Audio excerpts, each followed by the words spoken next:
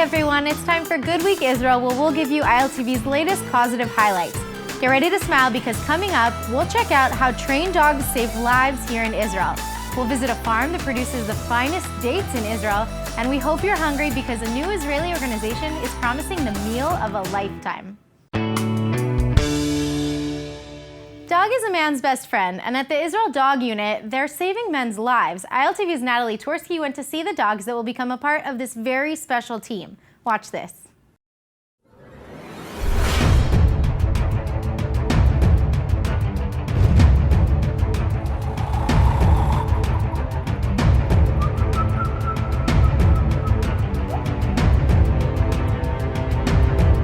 There's a reason why dogs are considered man's best friend. These loyal canines will remain dedicated even in the toughest of times. Here at the Israeli Dog Unit, volunteers are helping them prepare for the skills needed to save lives. Shivas, bo, bo, bo, bo, bona. She's not even paying attention to me, this dog. Your turn. Shivas, bo. Good. Elai. Good job. This is Shivas, just one of the several highly trained dogs here at the Israel Dog Unit. These obedient canines go through intense training from just 2 months old to eventually become part of a very special team. Yofi, קטן, כלב טוב. יופי, קטן, כלב טוב. עמוד. Now, will he listen to any of the other trainers or just you?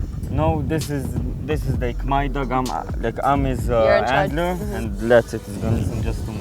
So when you go out on missions, you have to be constantly side by side with this dog. Yeah. With the sense of smell 30,000 times more powerful than ours, these dogs are trained to locate lost, missing, or trapped people and are deployed on missions all over the country. We started because of the emergency situation around here. There was a lot of terrorist attacks, and we wanted to be able to detect terrorist movement outside of the towns before families get massacred in their sleep. So far, the Israel Dog Unit has saved dozens of lives and work in concert with the IDF and the Israeli Fire Department.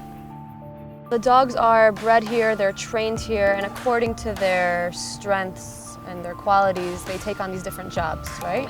Absolutely. It depends on the nature of the dog. You know, if the dog's very aggressive, so we're not going to have him be a search and rescue dog looking for a 6-year-old autistic child or an 85-year-old Alzheimer's patient. The Israel Dog Unit gets calls almost daily about missing people, a scenario which these Belgian shepherds excel at. And by utilizing drone aircraft, the volunteers are able to assist their canine partners by searching from high in the sky.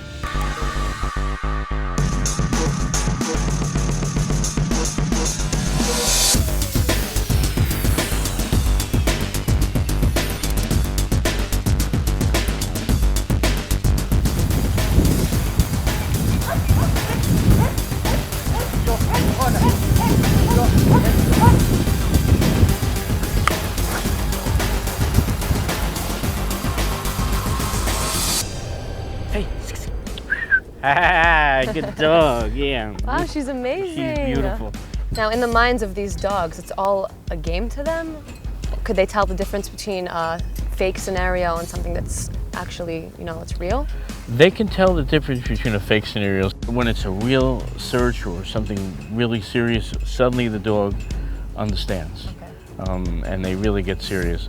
What's amazing about these dogs is that they're such fighters and they're such soldiers, but at the same time they're so compassionate and lovable. Oh yeah, they love affection. Yeah. So we're gonna put these dogs to the test. I'm gonna go hide behind those rocks and see if he could sniff me out.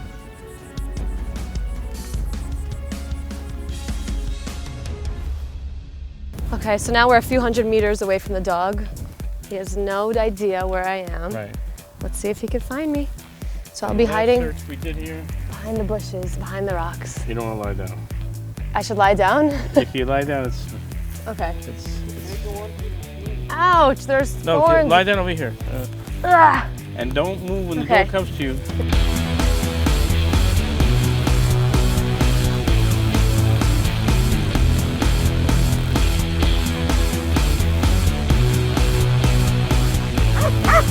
Yay, he found me! The volunteers at the dog unit works with dogs on a daily basis, training them as well as going out on missions with them.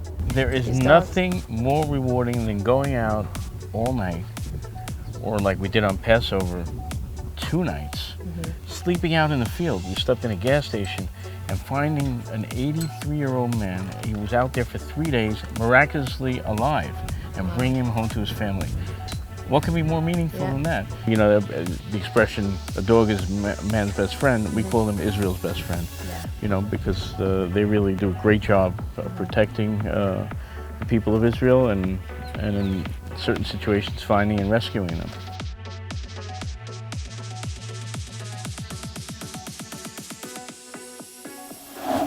If you really want to get to know Israel, you should probably start with the food. And no, not restaurant food, I'm talking home-cooked food. Well, now a new organization in Israel has the key to making sure you get an authentic taste of this country by inviting you into the kitchens of local Israelis. And ILTV Natasha Kirchek has the scoop. Have you ever eaten with strangers before? That's what I'm about to do. Hey, Hi, Neve. how are you? I'm aggressively hungry. Perfect. We've never met each other before, but this is something that they actually do on a regular basis. This is Neve. He's one of the founders of Bet Safta, a unique social dining service that allows Israelis to host tourists in their homes for dinner. Tonight, he's doing the hosting. It's only a hobby. It's only something that we're doing on our spare time. Nice to meet you. Hi. We're also hugging here in Israel. How are you? Hi. Nice to meet you. My friend Ori and I thought about creating this platform which connects between travelers and Israelis when they're coming to Israel. There's like nothing more exciting than meeting new friends while traveling. I hope you're excited and hungry. We're very hungry. Perfect. Anyone can sign up to host or be hosted on the Bet Safta website. If I want to host people, do I also have to be a gourmet cook? Is this about the food? That's a perfect question, and the answer is no. It's about the people, about the connection. The moment you're putting some beer, some wine on the table, the moment you're a bit like breaking the ice. People can't remember what the food tastes like anyhow. Yeah. I am hungry. Today, we're sitting down with a couple visiting from Switzerland. It's interesting, they asked if it was normal for there to be so many dishes in an Israeli meal, and yeah, it is normal. I never actually thought about that. The first Bet Safta rule is that we're not allowed to sit next to somebody we personally came to the dinner with. That way, we actually get to form new connections. Second rule, there are no European manners here. So stuff your hand, go crazy, feel free to eat whatever, however. Cheers, l'chaim. The ice can be hard to break in the beginning, but then you really get to know each other and ask all the questions you don't necessarily get the chance to ask otherwise. This is a thing to marry rather young, isn't it? From everywhere you got pressure. It's a thing. Yeah. From your family, from your co-workers, from everybody. It's just from strangers on the street. Yeah. Today. From our neighbor. Really? She's like, you should get married. Where's your pram? It's a really good feeling for me to share my experience as Israeli with someone else, to answer every question he has. Actually coming here and having an experience like this and meeting normal people, does it change your mind in any way in terms of kind of any preconceptions that you might have had about the country? I think this kind of experiences show the normalcy of Israel life, and that's what you don't get when you just read newspapers and newspaper headlines. And it shows how bad our Israeli manners can be sometimes. The second it hit his plate, he was like, when I saw him waiting, I went like this and I was like, oh wait, we don't do that. Well, he said no European rules, but No European rules. you always aim to find the real experience or meet real people, not just asking for the right bus stop, but a bit more. We didn't know you eat so elaborately every night. Yeah, we like to eat well here. Until today, many of the people who have taken part in a Bet Safta dinner have stayed in contact. When I'm choosing where to travel, I'm not thinking about the Eiffel Tower or the Red Square in Moscow. I'm thinking about people. I'm thinking about faces, about characters. For me, it feels like the world become closer.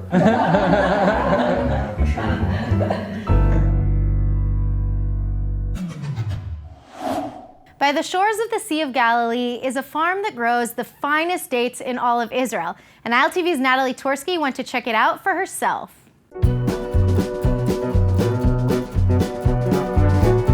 Israel is often called the land of milk and honey, which is actually a reference to a honey extracted from the fruit of a date palm tree. Today we're here at one of Israel's leading date palm farms called Tamar Bakfar. Let's check it out.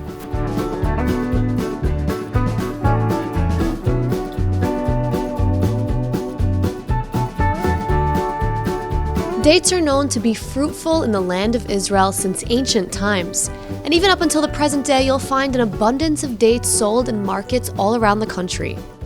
This is my first time having a date straight off the tree. Okay. So juicy and delicious. Doesn't get fresher than that. Yeah. Here in Israel's northern region, by the shores of the Sea of Galilee, is where some of Israel's finest dates are grown. And one family has made it their livelihood for generations.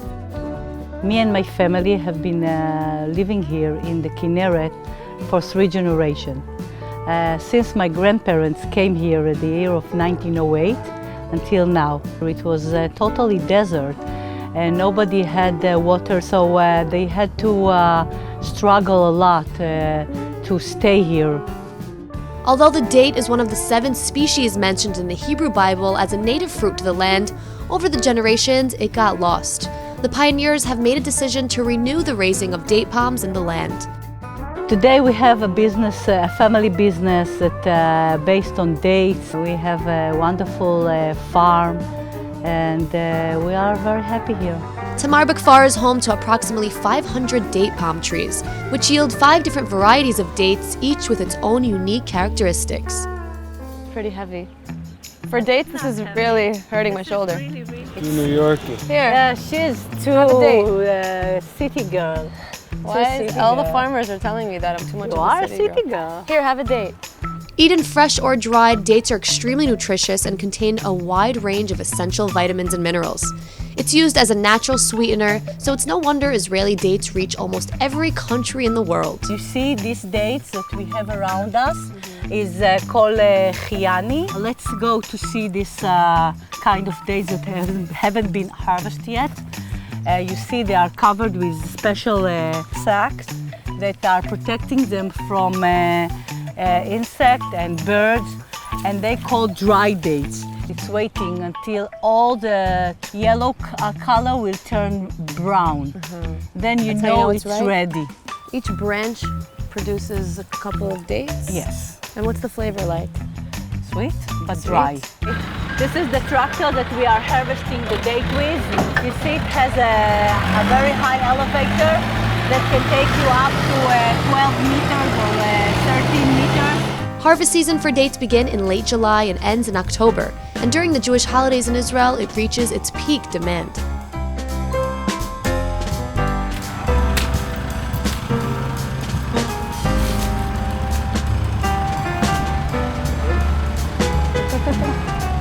This is a different variety of dates called barhi. This one been eaten fresh. You see it's yellow. It's different than the regular dates, Yes, very it different. is, because it's a fresh fruit. It makes a big crunch noise when you bite down. Yes. Dates is something that Israelis go crazy for. Everybody. In Judaism, it's used on different holidays. It's also very healthy because it contains a lot of natural sugar. You don't need to add sugar. I think this is the best place in Israel to live because we have the beautiful view. We have the lake in front of us. It's very, very peaceful and very green. I thank my grandparents that didn't live here like many other people and really stayed. And thanks to them, we have now all the fields and all the beauty.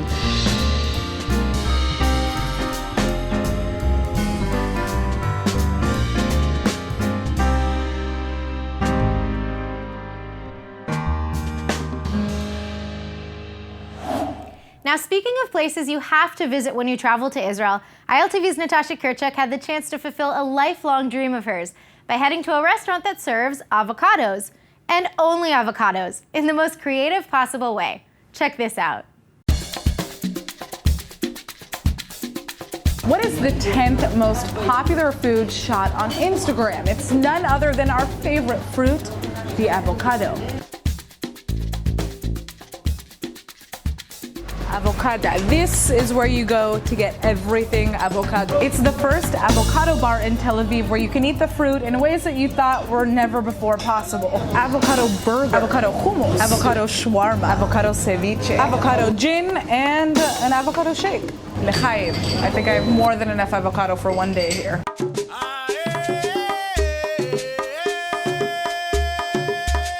We opened Avocado because avocado is a beloved fruit in Israel. Avocado is healthy. The variety of ways you can eat avocado is endless.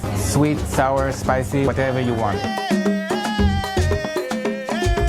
Avocado is already a staple in the Israeli diet, with the country producing around 80,000 tons of the fruit every year. This is heaven, true heaven. I'll have you back. So how many avocados are you guys serving on a daily basis?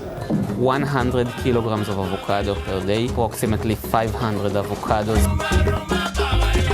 Restaurants dedicated to the beloved fruit are becoming more and more common around the world. The Avocado Show is one of the first and most popular, and even though it's located in the Netherlands, it was actually founded by an Israeli from Petah Tikva. In fact, some of the avocados he serves are imported from Israel. But why is everybody so obsessed with avocados? Here's a fun fact. The Aztecs thought that avocados were so sexually powerful, virgins weren't allowed to get near them. Don't know what this says about me.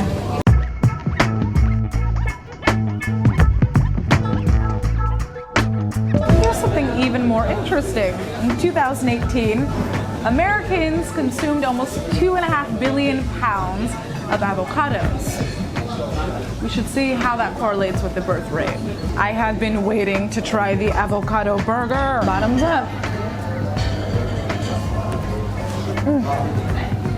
I can safely say that this is worth every bite. This is avocado ice cream. Very excited about this. Wow. Question is, are people really just coming here to get a good picture for the Instagram? Food is art, especially with this kind of pretty food. So what's the next big dish that is coming out of avocado? I think that if I will tell you, I'm gonna have to kill you. It's a problem. It's a big secret.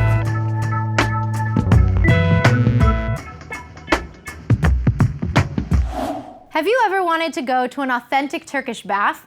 Well, now you can. In the city of Akko is an Ottoman building that was renovated and restored to its original state. ILTV's Natalie Torsky got the full treatment.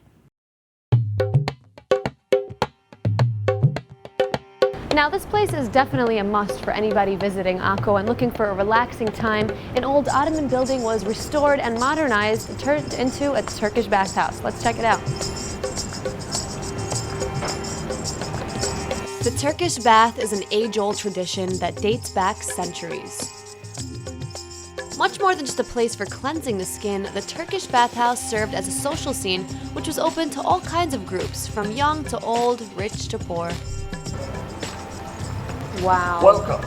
Oh my goodness. This is a beauty. All right, so welcome to Tagatas Turkish Bath in the old city of Akko. Definitely a hidden gem. Thank you. Currently, at least for now, this is the largest authentic, active Turkish bath in Israel. Although the few thousand-year-old tradition died in Western Europe, it has retained relevance in the Balkans, Turkey, and the Middle East. This is such an old building, but everything else inside the building is new. The building was... So this was an Ottoman building, and all of the features are restored to its original state? It's a hybrid building. The upper part, the arch that you're seeing, basically was built by the Ottomans, that's right, but the lower part was built by the Templar Knights. Following the Ottomans' conquest of Akko, new structures were built above the remains of the Templar Knights. Combining this old-world tradition with modern service and amenities offers visitors a relaxing experience in a beautiful and ornate atmosphere. This bottom part wasn't even here. It took us 2.5 years to dig this whole place. The city of Akko is protected by UNESCO and has been named a World Heritage Site. So digging underground took longer than expected. Right behind you we have the wet sauna. Let's see how much steam we can get from here. Oh, yeah. All right. Can't even see where the end of the room Yeah, is. it's not that big actually, but yes.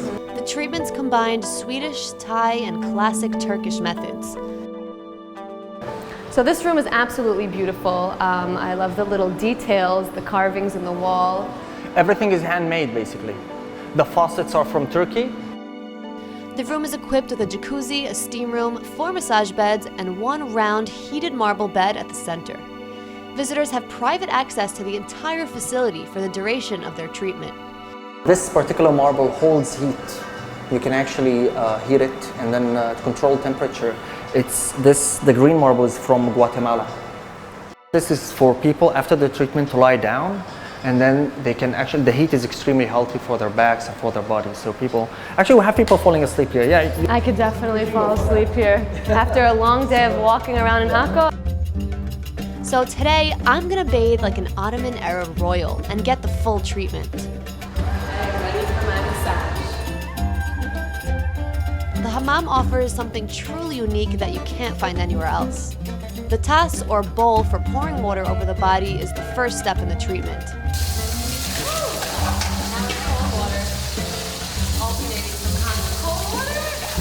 After getting all washed up, it was time to head upstairs where the treatment takes place. The attendant soaked my body with warm water and then proceeded to lather me in a soapy sponge. It felt as if I was wearing a blanket of warm, soothing suds.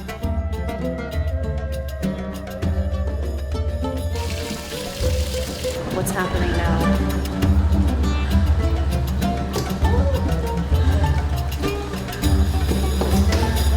She then began to scrub my entire body with a rough cloth mitt called the kese.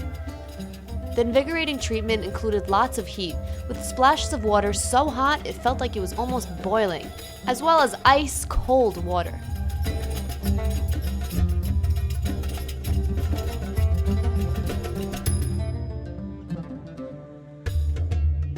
Opening Gata's bathhouse was a dream of Jano's father, Emil, for years. He wanted people to discover the beauty and history of his hometown. He knew he wanted a Turkish bath, but he never let go of that dream. And it took us 6.5 years in total to build this place, all in all. We weren't sure how we're going to operate, basically, this place, because he always had the notion of a traditional bath where people meet together and so on. And then we figured out it's not gonna work. Simply not gonna work, and then we turned this to some sort of a boutique bath. After the treatment is done, it's essential to drink something cold, so refreshing date juice definitely did the trick.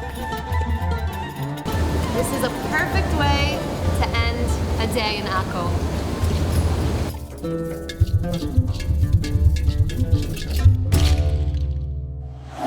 That's all for today's Good Week Israel. We hope we've helped you start your week off with a smile. I'm Nittany Manson. See you next week.